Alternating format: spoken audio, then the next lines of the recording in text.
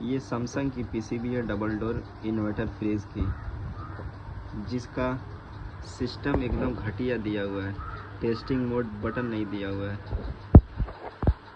अब टेक्नीशियन तो चेक करेगा तो 7 मिनट बाद इंतज़ार करेगा। एकदम घटिया इसकी सर्विस है। ये देखिए पीसीबी की डबल पीसीबी है और टाइमिंग इसकी 7 मिनट है, 7 से 10 मिनट, किसी में 6 मिनट है। एक मरतबा स्टार्ट होता है पीसीबी कंट्रोल पीसीबी।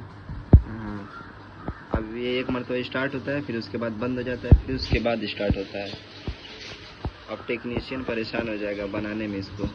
बताइए, कम से कम एक यहाँ पे प्रोग्राम बटन दे देते, ये स्टार्ट ना हो जाता है। सर्विस बहुत घटिया है सैमसंग की। कौन सा मॉडल है ये?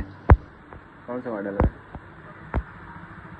ये? इसका QR कोड है।